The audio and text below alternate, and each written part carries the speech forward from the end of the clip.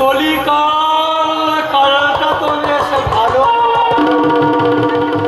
তবু আমি জীবনের যেটার দিকে হাত বাড়িয়েছি সেটাই আমি এই হাতের ভিতর পেয়েছি।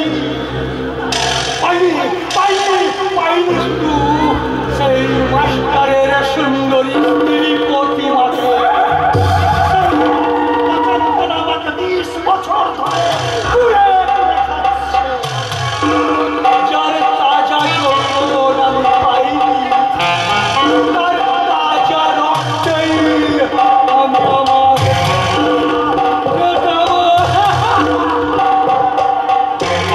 আমি আমার কচি মুরগির মাংসটা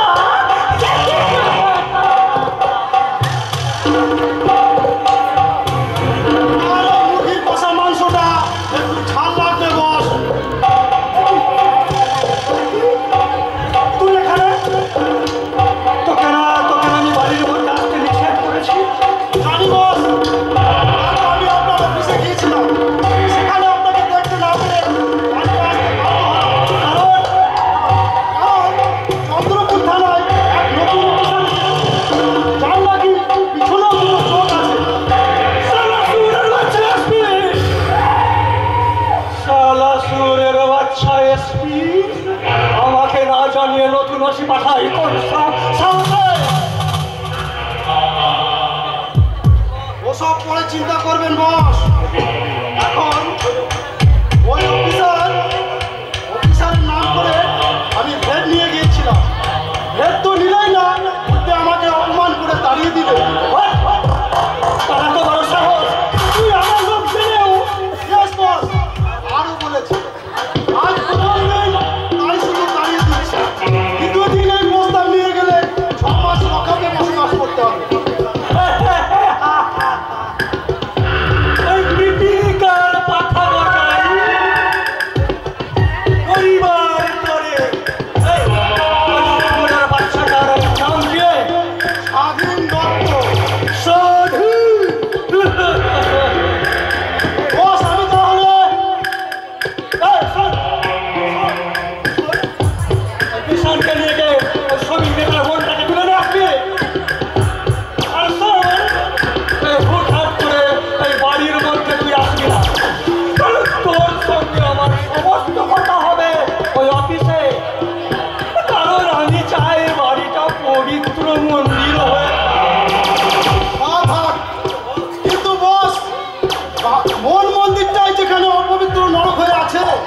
সেখানে বাড়িটাকে পবিত্র রাখা অত সহজ কথা নয়।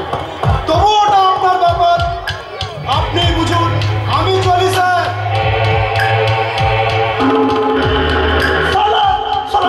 বাচ্চা একটা গুন্ডা আমাকে জ্ঞান দিয়ে গেল। কেন? কারণ এটা তো কলিকাল, মোটেই ভালো নয়।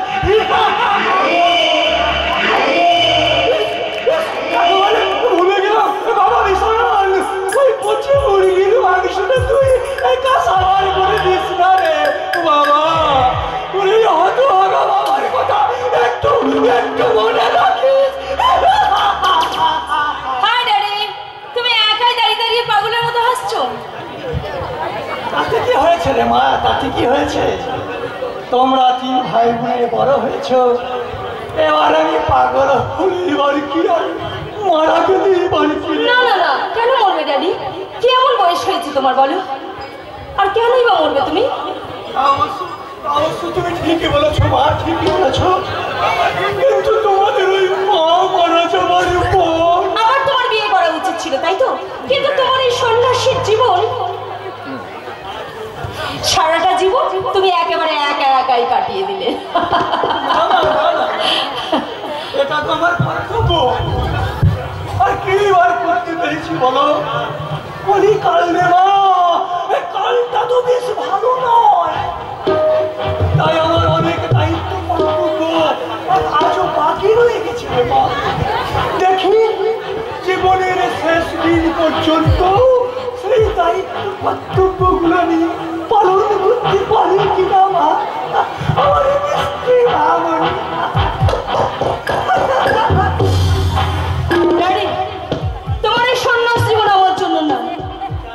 চাই দুকুল ছাপনের প্লাবনে যুব সমাজকে ভাসিয়ে দিতে। তারা যখন আমার প্রেমের বন্যায় ভাসতে ভাসতে হাহাকার করবে, তখন আমার জীবন ভরে থাকবে হাসি, আনন্দ আর গানে। আমার কাছে জীবন মানে অনলি মিষ্টি, রোমান্স অ্যান্ড এনজয়। ডান্সের তালে তালে প্রেমেরই যৌবন, ডান্সের তালে তালে প্রেমেরই যৌবন, না ধরে দুনিয়া আজ রাতে শুধু ছড়াবো বাড়িয়ে দেবো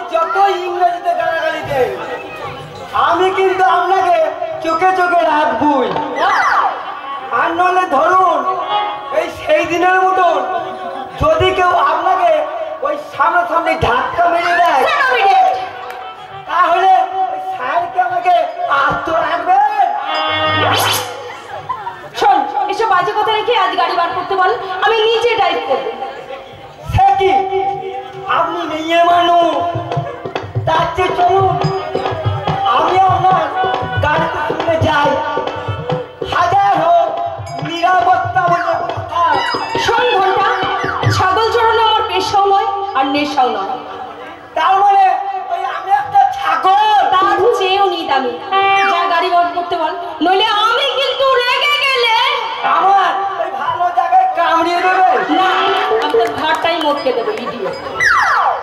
কিন্তু আপনি ওই বিলিতি মেমসার হয়ে ওই বাঁশ গাছে পেটনির কাজটা করবেন?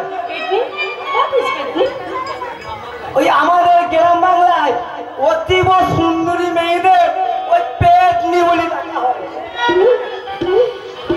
বলেন তো, এবার থেকে আপনাকে আমি ওই পেটনি দিদিমণি বলেই ডাকি। আমি হচ্ছে মিস পামেলা, হাজারো যুবকের মনের মুখে রানী মিস পামেলা হয়ে থাকতে চাই।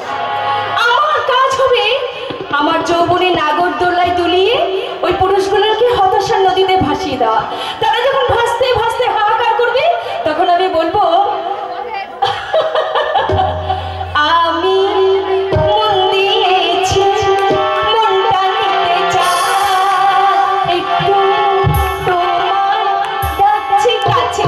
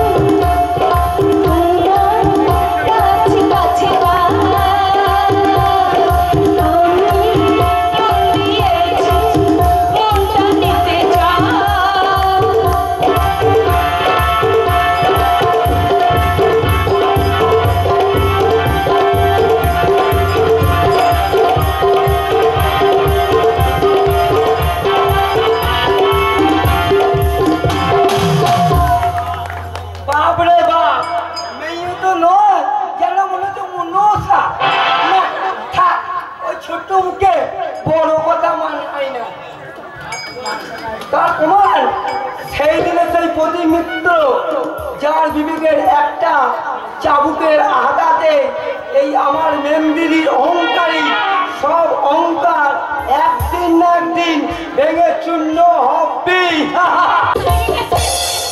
ভেঙেছে আমার সব স্বপ্ন, আশা, ভালোবাসা ভেঙে চুরমার হয়ে গেছে। আবার অতীত জীবনের কথা জানতে পেরে আমার প্রতি উদ্ভ্রান্তের মতো কোথায় যে ছুটে চলেছে আমি কিচ্ছু জানি না। তবে কি আমার অতীত জীবনের কথা আমি প্রতীককে জানিয়ে দিয়ে আমি ভুল করেছি? না না না, তা কি করে হবে, তা কি করে হবে? কারণ প্রতীক যে আজ বড় হয়ে গেছে, তাকেই তো নিতে হবে অন্যায়, অত্যাচার আর পাপাচারের হিসাব। আচ্ছা, আমার প্রতীককে হতে হবে অন্যায়ের বিরুদ্ধে ন্যায়ের প্রতীক, অত্যাচারের বিরুদ্ধে প্রতিবাদের প্রতীক, আর পাপাচারের বিরুদ্ধে ধর্মের প্রতীক। আমার মাথাটা যেন কেমন করছে, দুশ্চিন্তার জমাট বাঁধা পাহাড়ে কান্না ভেদ করে বেরিয়ে আসতে চাইছে। আমি আর পারছি না, অবসাদে আমার চোখটা বন্ধ হয়ে যাচ্ছে, আমার মাথা ঘুরছে, আমার মাথাটা ঘুরছে।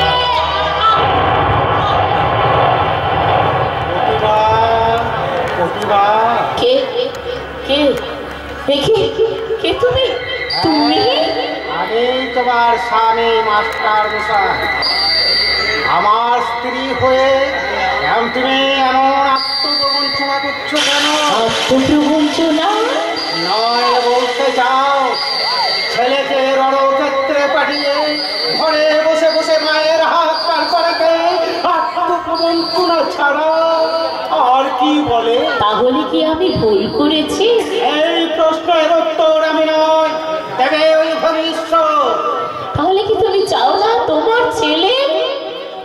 ছেলে অন্যায়ের বিরুদ্ধে লড়াই করবে, পাপাচারের বিরুদ্ধে গর্জে উঠবে, এটা তো সব বাবা মায়ের মতো আমিও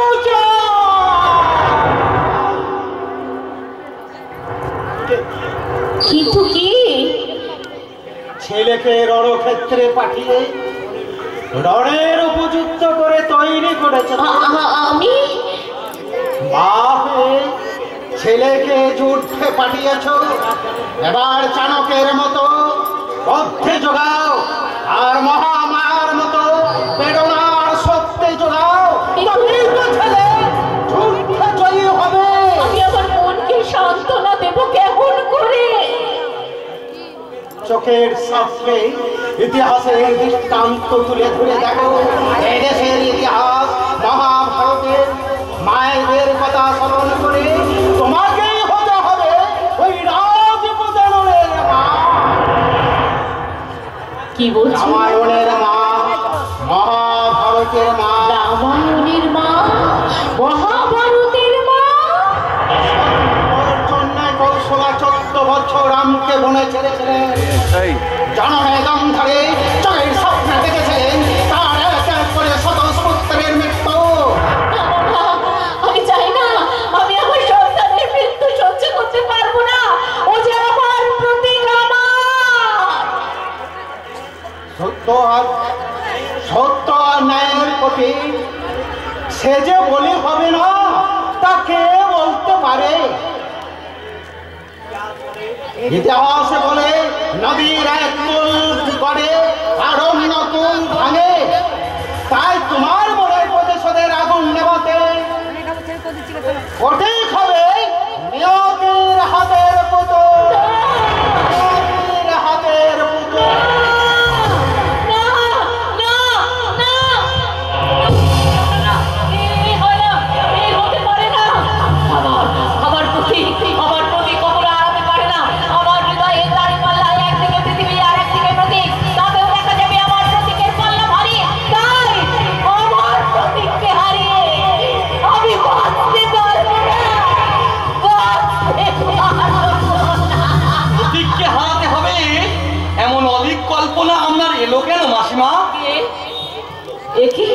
আনন্দ, তুমি এসো বাবা, এসো।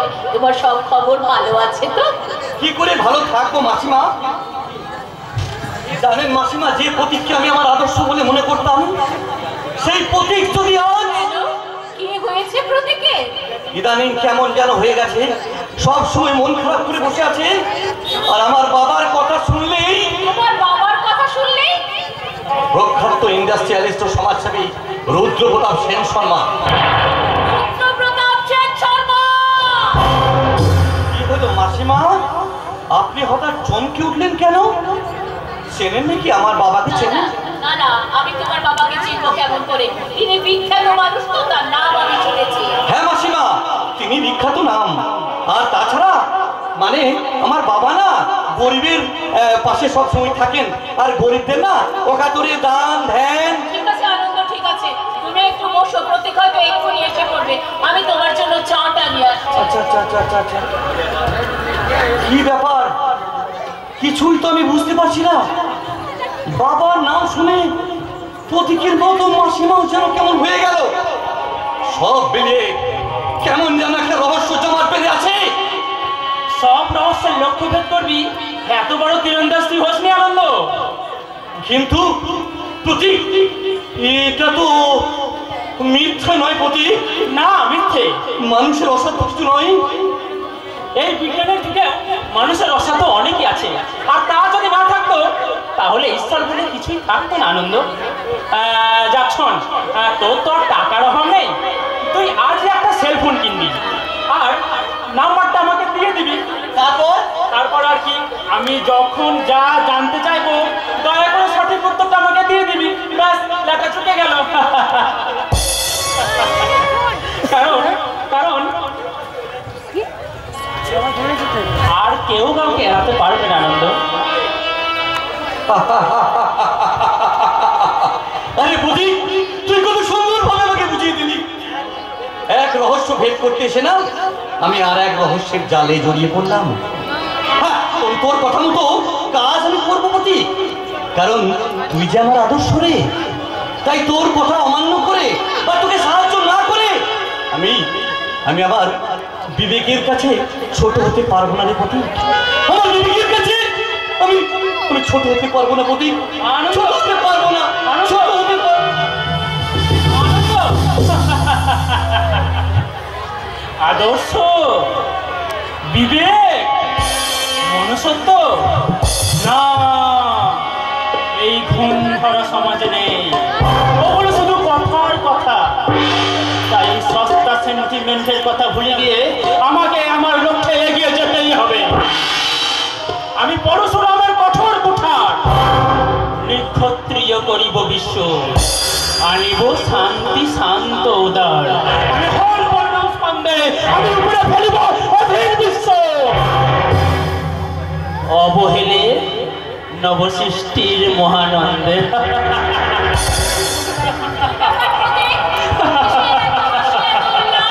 উল্লাস নয় মা, উল্লাস নয়, এ আমার প্রতিজ্ঞার নাগপাশ।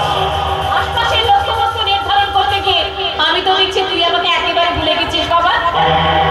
কোন সন্তান যদি তার মাকে ভুলে যায় সন্তানের জন্য মায়ের জটকর জ্বালা, তাহলে তার মানব জন্মটাই বৃথা হয়ে যায় মা। কিন্তু তুই এতদিন কোথায় ছিলি বাবা? তোর কি একবারও আমার কথা মনে ছিল মা? আজও আছে আর থাকবেও চিরকাল। কিন্তু মা, আমার প্রতিদ্বন্দ্বী যে এই সমাজের এক গণ্যমান্য ব্যক্তি, যার কালো হাতের বিস্তার এই সারা দেশ জুড়ে। আনন্দ কি চলে গেছে বাবা? হ্যাঁ মা, তার মাথায় এক নতুন কাজের দায়িত্ব চাপিয়ে দিয়ে তাকে আমি পাঠিয়ে দিয়েছি। কিন্তু ও তোকে কিভাবে সাহায্য করবে? ও তো নিজেই রুদ্রপ্রতাপ সেন শর্মার ছেলে। কাঁটা ধরা কাঁটা তোলা যায় না মা। তাই ওই আনন্দকে কাঁটা করে রুদ্রপ্রতাপের বড় ছেলে বিশান আর মেয়ে পামেলা নামক ওই কাঁটা দুটোকে আমি তুলবই। তারপর ওই ডালপালাবিহীন রুদ্রপ্রতাপের মূল আমি উপরে দেবই দেব। আমার তো ভীষণ ভয় করছে প্রতীক। ভয় কি মা? আমি তো আছি। ওরে বাবা, আমি কি ততদিন বেঁচে থাকবো? তোদের এই মিলন সমুদ্রে আমি কি ততদিনে মিলিত হতে পারবো? পারবে মা, নিশ্চয়ই পারবে। শয়তানের রক্তে রক্ত স্নাত হয়ে সেই মিলন সমুদ্রে মিলিত হওয়ার জন্য আমি দিক ভ্রান্ত উল্কার মতো দেশের এ প্রান্ত থেকে অন্য প্রান্তে জীবন পথ করে ছুটে চলেছি মা। তোর জীবনের বিনিময়ে আমি যে পৃথিবীতে কিচ্ছু চাই না বাবা। হাজারো কথা বলে তুমি তোমার প্রতীককে ফেরাতে পারবে না মা। নদীর জল বয়ে গেলে যেমন তার গতিকে আর বাধা দেওয়া যায় না, বন্দুকের গুলি হারাতের ঢিল ছোড়া হলে যেমন আর স্বস্থানে ফিরে আসে না, তেমনই তোমার প্রতীক আজ যত দূরে এগিয়ে গেছে সেখান থেকে আর এক পাও পিছিয়ে আসতে পারবে না মা। আমার যে ভীষণ ভয় করছে বাবা। ভয় কি মা, ভয় কি? তোমার বুকের রক্ত আর চোখের জল দিয়ে গড়া এই প্রতীক নুনের পুতুল নয় যে এত সহজে বলে যাবে। আশীর্বাদ করো মা, আশীর্বাদ করো। আমি যেন এই সমাজ সংসারের বুক দাঁড়িয়ে ওই জীবন ওই শয়তানদের পাপ চক্রে প্রবেশ করে ওই শয়তানদের রক্তে আমি যেন তোমার পুজো শেষ করতে পারি মা। আর তার জন্য যদি প্রয়োজন হয় আমি হাসতে হাসতে হাসতে মৃত্যুকে আলিঙ্গন করতে পারি মা, হাসতে হাসতে। মাগো, মহাবিদ্রোহী রণক্লান্ত, আমি সেই দিন হব শান্ত যাবে উৎপীড়িতের কন্দণ্ডল, আকাশে বাতাসে ধনিবে না, অত্যাচারীর খড়গ নিপান তীব্র অনুভূলের নিবে না। মহাবিদ্রোহী রণক্লান্ত, আমি সেই দিন হব শান্ত। দাদা, মা বাবার সমস্ত দায়িত্ব তো তুমিই পালন করেছো দাদা। আর সেই জন্যই তো তোদের নিয়ে আমার এত ভয়, পাছে তোদের কোনো বিপদ আপদ। দাদা, আমরা কিন্তু আর ছোট্টটি নেই যে তুমি আমাদের এখনো বুদ্ধি আগলে রাখবে।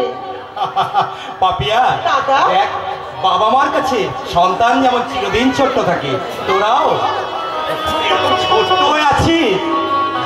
ওই জন্যই, এই জন্যই ছোট্টার কিচ্ছু হয়নি, জানো তো? ছোট্টার কিচ্ছু হয়নি। শোন শোন, আমার ছোট ভাই বোনকে আমি যদি আদর না করি তো কে করবে বল? তোরাই যে আমার আশার আলো, তোরাই যে আমার শোকের সান্ত্বনা রে বোন।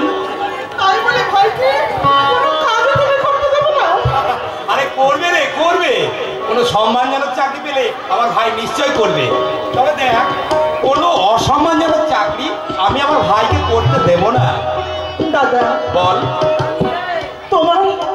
তোমার কারখানা তো বন্ধ দাদা, আর ছোট্ট এখন বেকার, তাহলে আমাদের সংসারটা সংসার আগের মতোই চলবে দাদা। কারণ এই বড়দা তো তোর এখন বেঁচে আছিলি। আমি জানি দাদা, আমি জানি নিত্যে তুমি দিনের দায় আকণ্ঠ ডুবে গেলেও আমাদের কোনো অভাব রাখতো না, সেটা আমি ভালো করে জানি বড়দা। কোনো কিন্তু নয় রে বউ, কোনো কিন্তু নয়। মৃত্যু সজ্জায় মাকে আমি কথা দিয়েছিলাম যে তোদের দুই ভাই বোনকে আমি সন্তান স্নেহে মানুষ করবো। সেই দিনের সেই কথার মর্যাদা রাখতে আমি জীবন দিয়ে লড়ে যাবো রে পাপিয়া। না বড়দা না, দয়া করে জীবন দিতে আপনি যাবেন না। কারণ আপনি না থাকলে আপনার এই আদরের বাঁদর বাঁধিতে পুষবে কে? কেন? আর তুমি তো আছো আনন্দ, তুমি পারবে না আমার অবর্তমানে আমার এই ছোট্ট বোন আর ভাই দায়িত্ব নিতে? না বড়দা, না না না না, এসব বাঁদর বাঁধিতে চলে না। সোনার খাঁচার দরকার, সোনার খাঁচা। তার মানে তোমরা বলতে চাইছো মানে তোমার বিচারে আমার ছোট্ট বাঁদর আর আমি একটা বাঁদরি? আরে বলছে বলুক না, দেখ বাঁদরটাও তো এই সমাজে অনাদিত নয়। ও তুমি তাহলে আনন্দের দলে, তাই তো? না রে না, আমি কারো দলে নই, আমি নিরপেক্ষ। তাই তো আমার উচিত এই মুহূর্তে এই স্থান ত্যাগ করে খুব তাড়াতাড়ি বাজারটা সেরে নিয়ে আসা। বলি কটা বাজলো তোমার শেখাল আছে? তাই তো দেখেছি তোদের সাথে কথাই কথাই না আমি একেবারে ভুলে গেছি যে বাধা দিতে হবে। তা ঠিক আছে আনন্দ, তুমি গল্প করো। আচ্ছা আচ্ছা, আমি আসছি। হ্যাঁ ঠিক আছে। ঠিক আছে দাদা। কায়দা করে তো দাদাকে বাড়ি থেকে তাড়িয়ে দিলে, এবার এইবার আমি তোমাকে দেখাচ্ছি মজা। মেয়েরা যতই কোমরে কাপড় জড়াও না কেন, আচ্ছা এটা পুরুষ শাসিত সমাজ, তাই নাকি? হ্যাঁ। তাহলে সেই পুরুষ শাসিত সমাজের মাথায় দাঁড়িয়ে আমি তার সাথে চিৎকার করে বলবো, চিৎকার করতে হবে না, আমি এসে গেছি। এবার আস্তে আস্তে বলো, আমি তোমাদের কথা মন দিয়ে শুনবো। কি আপনি? আমি কে? মনে করি। ও হ্যাঁ, মনে পড়েছে। আমি হলাম রণিত দত্ত, আমার দাদা স্বাধীন দত্ত। আচ্ছা, তোমরা কি আমার দাদাকে দেখেছ? কে আপনার দাদা? তোমরা দাদাকে চিনলে না? এই যে ধরো, তোমরা দুজন এখন প্রেম করছো। কে বলে আমরা প্রেম করছি? কে বলেছে? মানে ধরে নাও তোমরা এখন প্রেম করছো, আর তোমাদের মতোই প্রেমিক প্রেমিকাদের কাছ থেকে হাত পেতে যে মহাপুরুষ ঘুষ নেয়, আমার দাদা সেই মহাপুরুষ, এই দেশের স্বনামধন্য পুলিশ অফিসার মিস্টার স্বাধীন দত্ত। একজন পুলিশ অফিসারের ভাই হয়ে আপনি? আরে একটু মাল খেয়েছে তো। আরে মশাই, এদেশে যত শিক্ষিত চৈত্রবাল লম্পট মাতাল আছে, তাদের সবাই কেউ না কেউ। পাপিয়া, তুমি একে বিদায় করে বাড়ি এসো, বুঝলে? আমি এখন পালাচ্ছি, কারণ এর সঙ্গে বকতে গেলে আমার আবার মাথায় যন্ত্রণা শুরু হবে। পাপিয়া, আমি চলি, বুঝলে? চলি। আর দাদা, দাদা, আরে দাদা বোধহয় রাত করে চলে গেল। আরে কিছু মনে করো না বোন, এখানে আসাটাই আমার ভুল হয়েছে, আর হবে না এবার। কেন? আমি হলাম শালা অল্প বয়সে এচুরে পাকা একটা ছেলে। এই এঁচোড়টাকে যত তাড়াতাড়ি পারিস রান্না করে হজম করে ফেলে। রাস্তায় দাঁড়িয়ে মেয়ে ছেলের সঙ্গে মাজাকি করা হচ্ছে না। দেবো দেবো সবার কল্লাটা ঘুরিয়ে। মারছো কেন? এই রকি, আরে সত্যি তো রে, সামনে একটা মধু ভরা মৌচাক থাকতে তুই শালা আমরা চুষছিস কেন রে? যা ওই মৌচাকটার উপর চাপিয়ে পড়। ঠিক আছে বড় বাবু, এসো সুন্দরী। কোথায় যাচ্ছিস রে বললে?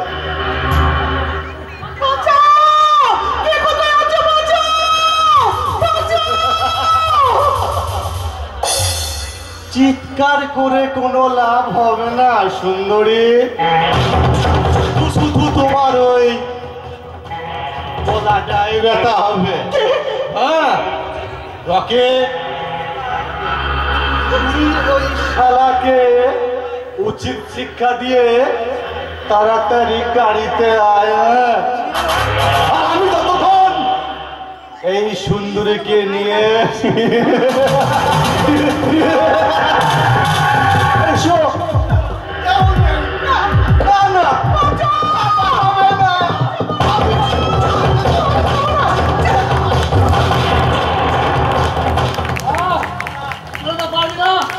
তোরা আমার বোনকে নিয়ে যেতে পারবি না।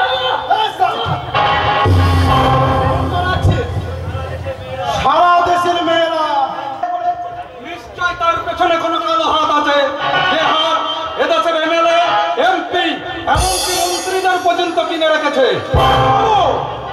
I am so sorry Pankaj বাবু, অজানা সূত্রে খবরটা পেয়ে আমি আসার আগে কাজ গুছিয়ে শয়তানটা চলে গেছে।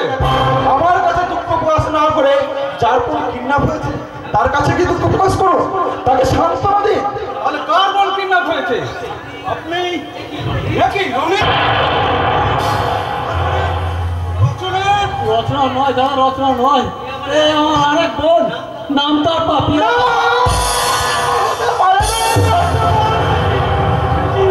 কি নাম বললেন আপনি? দাদা তুই পারি তো পাপিয়াকে উদ্ধার করো, কিন্তু ওকে তুমি উদ্ধার করো। কিন্তু সে তো আমার বোন, আমার বোন বাবু। আর আগে বলুন, এই কিডন্যাপের পেছনে আপনার কাকে সন্দেহ হয়? ওই বিশাল সেন শর্মা। এই সন্দেহের কারণ? আমার দাদা শ্রমিক নেতা, একজন শ্রমিকের মৃত্যুকে কেন্দ্র করে আজ প্রায় 3 মাস কারখানা বন্ধ। তাই দাদাকে লোভের টোপ দিয়ে বিশান বাবু মন গলাতে পারেনি, সেই কারণেই হয়তো আরো বড় বিপদের হুমকি দিয়েছিল। আর পঙ্কজ বাবু, আপনি রনিতকে একটু ডাক্তার দেখিয়ে আপনার বাড়িতে নিয়ে যান। বেশ, আপনাকে যত সময়ে থানায় ডেকে পাঠাবো। বেশ, আমি চলেই যাচ্ছি। আপনার উপরে আমার বোনের সব দায়িত্ব দিয়ে গেলাম দারোগাবাবু। আপনি আদর্শবাদী অফিসার, তাই আমার বোন নয় আপনার নিজের বোন মনে করে এই হতভাগ্য তাদের মুখে ফিরিয়ে দিন দারোগাবাবু, ফিরিয়ে দিন দারোগাবাবু, ফিরিয়ে দিন। রকি, তুমি যেই হও আর যেখানেই থাকো, তোমাকে আমি খুঁজে বের করবই। আমার হাত থেকে তোমার নিস্তার নেই, তোমাকে পড়তেই হবে। একটু মনে হচ্ছে মাস্টার মশাই। ও ভগবান, তুমি আমার কোন পরীক্ষায় পেলে না তো? মাস্টার মশাই, কে তুমি? আমি আমার চির শত্রু মাস্টার মশাই। আমি কোথায়? গাড়িটা আমাকে ওইভাবে ধাক্কা মারলো কেন? আপনি চুপ করুন মাস্টার মশাই, আমার সারা শরীর থেকে রক্ত ঝরছে, আবার কথা বলতে কষ্ট হচ্ছে। চলুন আমরা তাকে হসপিটাল নিয়ে যাই। আসুন। আমাকে হাসপাতালে নিয়ে যেতে হবে না, আমার কিচ্ছু হয়নি, আমি ঠিক চলে যেতে পারবো। আসুন আমার সঙ্গে, আসুন। একজন বৃদ্ধ নিরীহ মানুষকে কি অবস্থায় আপনি করেছেন? চলতে গেলে এরকম 2-1টা অ্যাক্সিডেন্ট হতে পারে, তার জন্য দুঃখ প্রকাশ করা ছাড়া আমার কিছুই করার নেই। I am so sorry. বেপরোয়া ভাবে গাড়ি চালিয়ে একটা বৃদ্ধ মানুষকে ধাক্কা মেরে মৃত্যুর মুখে ঠেলে দিয়ে আপনার মনে এতটুকু অনুশোচনা নেই? আপনি কি মানুষ না দেবী? তাই এই মৃত্যুর পথযাত্রীর চিকিৎসার জন্য আর আপনাদের মতো রথবাসদের চাঁদা বাবদ এই নিন ৫,০০০ টাকা। এটা আপনাদের মতো রথবাসদের কাছে ভীষণ প্রয়োজন। ধনীর মেয়ে বলে টাকার গরম দেখাচ্ছেন, তাই না? এই নিন, এই নিন, এটার দাম 10,০০০ টাকা। আর এই 10,০০০ টাকার বিনিময়ে আমি যদি আপনার হাতটাই আজকে ভেঙে দিই। না বাবা না, ও কাজ তুমি করো না। তোমার মতো ছেলে ও কাজ মানায় না। জান, এনার মতো দেব তুল্য মানুষের জন্য আজ আপনি বেঁচে গেলেন। আর যাওয়ার সময় দেখবে যান, মানুষ তাকে বলে আর মানুষের প্রকৃত সংজ্ঞা কি। আর আপনার ওই বিলেতি পাশ্চাত্য শিক্ষার সঙ্গে এই দেশের শিক্ষার প্রভেদ কতটা। কিন্তু বাবা, এটা তো এক্ষুনি হাসপাতালে নিয়ে যাওয়া দরকার। সারা শরীর থেকে রক্ত ঝরছে, এই অবস্থায়। হ্যাঁ, আমি এক্ষুনি ওনাকে হাসপাতালে নিয়ে যাওয়ার ব্যবস্থা করছি। চলুন চলুন। বলুন বলুন। আমার রিক্সা আছে, ওই রিক্সায় করে নয় এলাকা আমি ওই হাসপাতালে। তার দরকার নেই, আমি আমার গাড়ি করে ওনাকে হসপিটালে পৌঁছে দিচ্ছি। না, আপনার মতো বিবেকহীনা নারীর গাড়িতে উনি চড়বেন না। চড়লে গরিব হতে পারেন, কিন্তু ওনার আত্মসম্মানটা কিন্তু গরিব নয়। চলুন চলুন জগন্নাথ বাবু, ওনাকে আপনার গাড়িতেই তুলি। চলুন।